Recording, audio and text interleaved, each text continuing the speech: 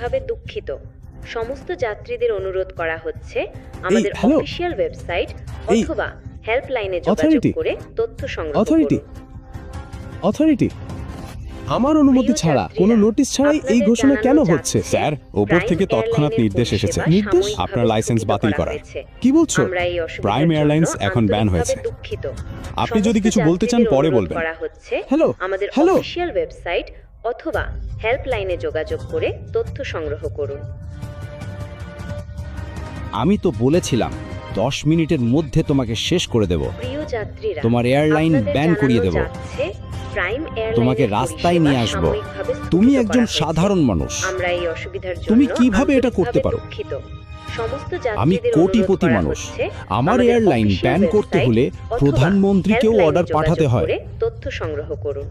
তুমি কিভাবে এটা 10 মিনিটে একটা ফোন করে করলে? আমি তো তোমার এয়ারলাইন ব্যান করেই দিয়েছি। তুমি যে ভারতের টাকা সুইস ব্যাংকে রেখে প্রতারণা করেছো, মনে আছে?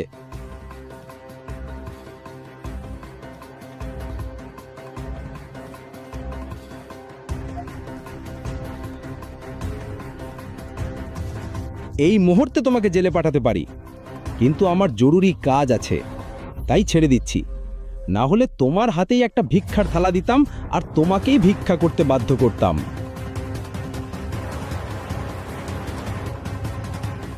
স্যার, আপনার ইউএস পৌঁছানো খুব জরুরি। আমি আপনার জন্য একটি প্রাইভেট জেটের ব্যবস্থা করে ফেলেছি। আমাদের এখনই রওনা দিতে হবে।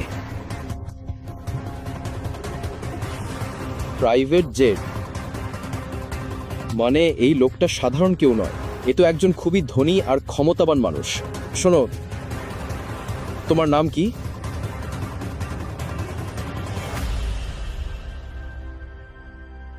তোমার নাম কি?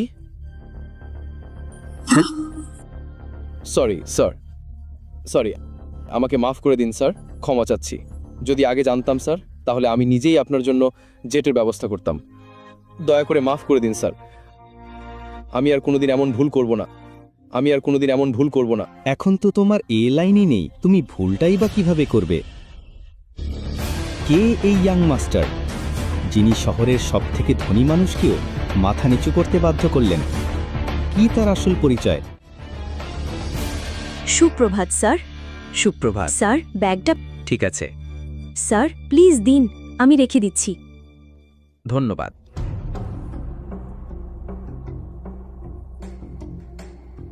সেই সময়ে এক কল আসে আমেরিকা থেকে। হ্যালো শিবম স্যার, এখন আপনার আর ইউএস আসার দরকার নেই। আমরা একজন ডোনার পেয়েছি এবং বিগ স্যার এখন বিপদের বাইরে। আমরা তাকে আগামীকালই ইন্ডিয়ায় নিয়ে আসব। ধন্যবাদ। আমি খুব ভয় পেয়ে গিয়েছিলাম। আমাকে আপডেট দিতে থাকো, ঠিক আছে? ঠিক আছে।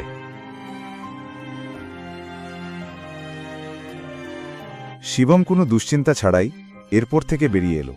সরাসরি তার শ্বশুরবাড়ি অর্থাৎ নারাং ম্যানশনে চলে গেল।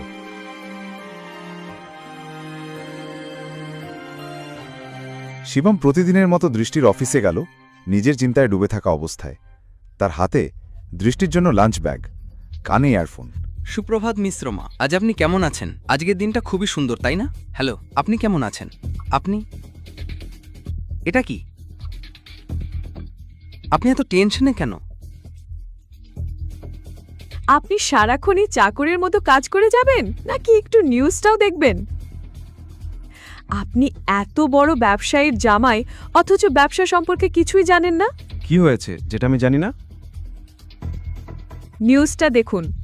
সরকারি টেন্ডার না পাওয়ার কারণে নারাং ইন্ডাস্ট্রিজ বড় ধাক্কায় পড়েছে। নারাং ইন্ডাস্ট্রিজ ভেন্টিলেটরে চলছিল।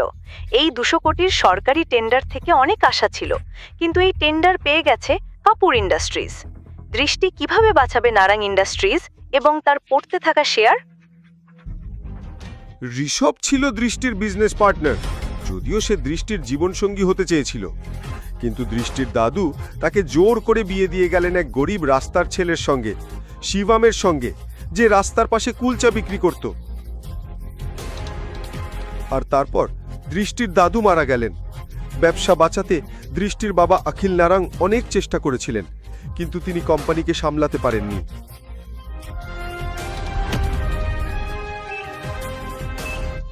এই মানসিক চাপে তার শরীর খারাপ হয়ে যায়।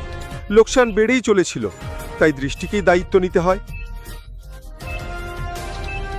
যদিও চাইলে ঋষভ তার বাবার বন্ধু মিস্টার নারায়ণের সাথে কথা বলে দৃষ্টিকে সাহায্য করতে পারত, কিন্তু দৃষ্টির সঙ্গে এনগেজমেন্ট ভেঙে যাওয়ার পর সে ঠিক করেছিল সে দৃষ্টিকে আর কখনো সাহায্য করবে না। দৃষ্টি পুরো চুপচাপ বসেছিল। সে যে কোনো মূল্যে কোম্পানিটাকে বাঁচাতে চায়। আমরা টেন্ডার হারানোর পর সব ইনভেস্টর পিছিয়ে গেছে।